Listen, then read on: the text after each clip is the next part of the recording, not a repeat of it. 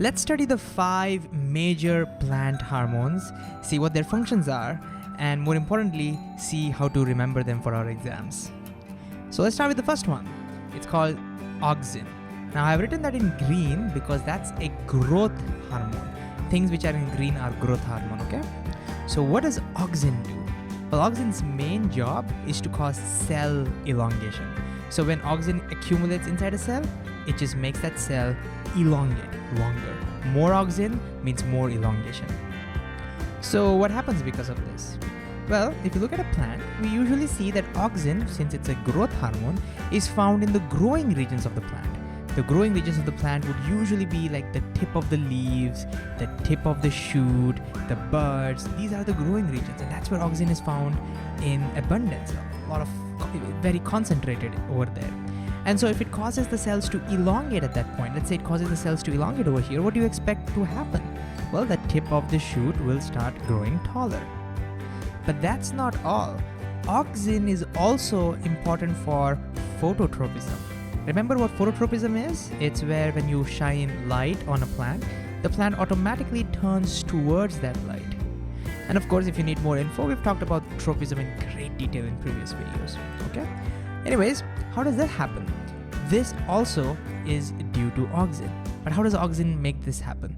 So you know what, let's go back and let's zoom into a small section of the plant over here. If we could see all the cells over here, let's see what happens once, auxin comes over there. So let's imagine these purple dots are auxins. Their job is to elongate cells. Now, if light starts falling, then auxins have a habit of moving away from the light. That's important. All right, so this is the shaded region, right? This is the region where there's a lot of light. So auxins will usually move away from the light. And that means the auxin concentration increases on the shady side of the plant. And so what happens because of that? And as a result, we'll now find that this side will elongate more. These cells will start elongating more compared to this side. And as a result, we now find that the left side, the shady side, will start elongating more, will start becoming longer more compared to the right side of the plant. Now just think about it. What happens if this side elongates more? You can kind of see that this side starts pushing more, left side starts pushing more over here compared to the right side. And if you push more from here, what happens? Automatically, this will start bending towards the right. And that's how the shoot starts bending towards the light. All right, how do I remember this? Now, the technique that I'm going to use to remember all the hormones is I'm going to come up with weird stories. The idea is if you have weird stories, it's always easier to remember. Our brains tend to remember weird things. So in the spirit of that, how do you remember this? Well, auxin has the word ox in it. So I remember this weird picture of an ox with an elongated head. So this picture helps me remember. So every time I hear the word auxin, this picture comes to my mind. And so this elongated head helps me remember, it causes cell elongation. And the fact that it's the head that is elongated, the tip that gets elongated, reminds me that auxin is more concentrated usually at the tip of the shoot. And this elongation is what causes the turning of the plants towards the light. So to remember this, you have to visualize. It's not enough if you just tell yourself this story, but you have to visualize this, okay? Try this, and it works. Okay, that brings us to our next hormone. To talk about the next hormone, here's the question. We know that auxin will cause the shoot to grow taller. But what will make the stem taller, right? What makes the stem taller? That brings us to the next hormone.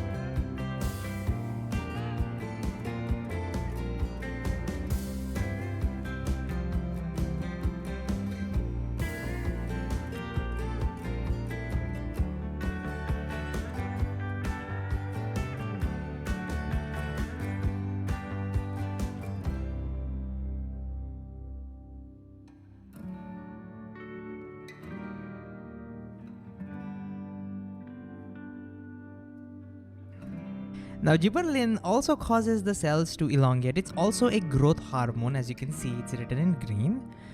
But its major role is seen in stem elongation.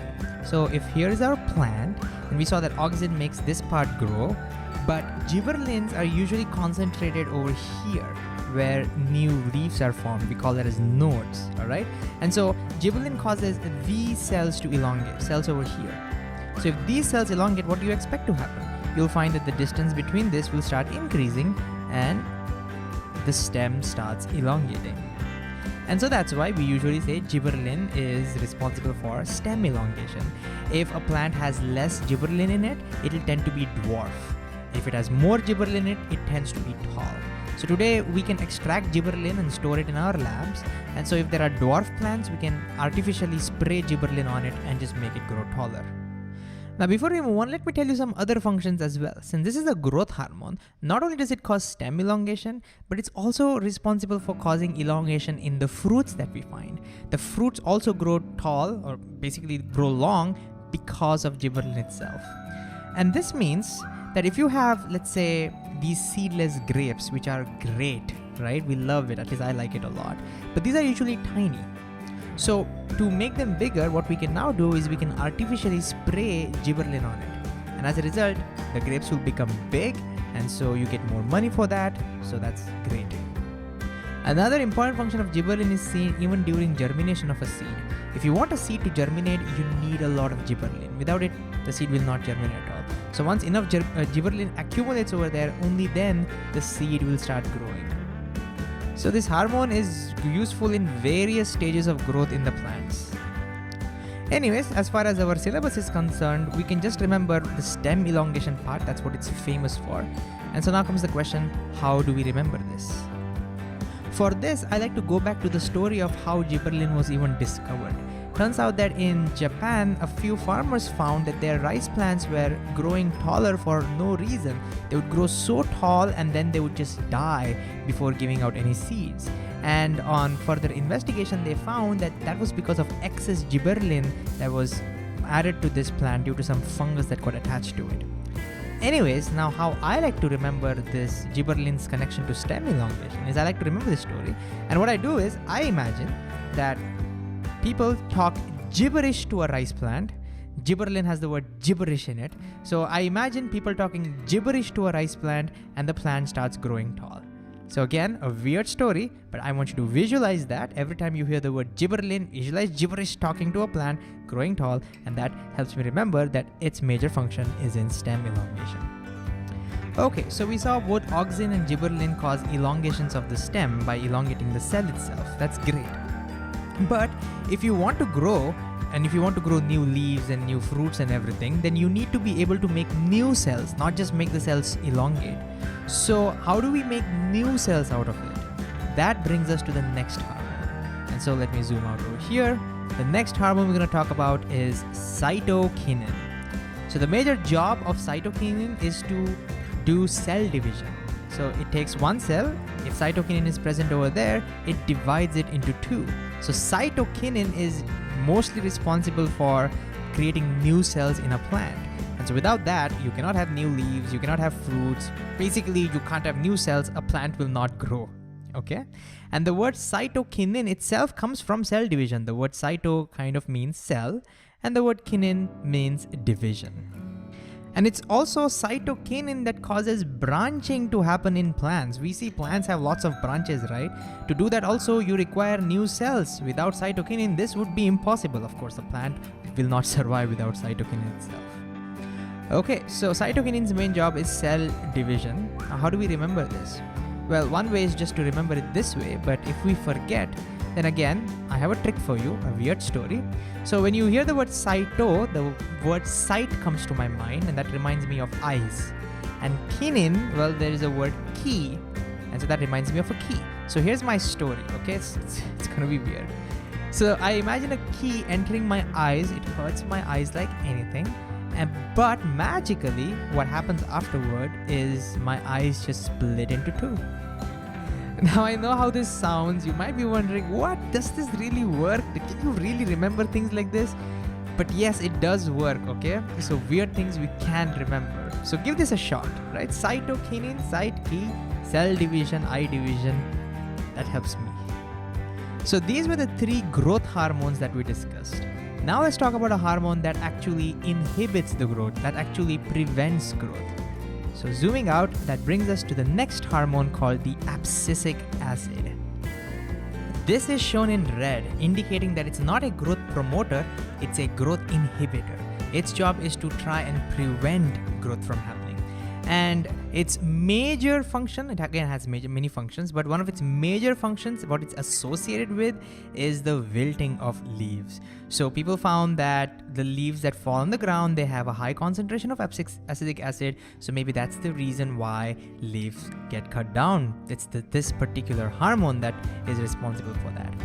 Now, it turns out that the recent studies show that this is not the real reason why the leaves fall down. It shows that abscisic acid is not really the cause for the cutting down of the leaves.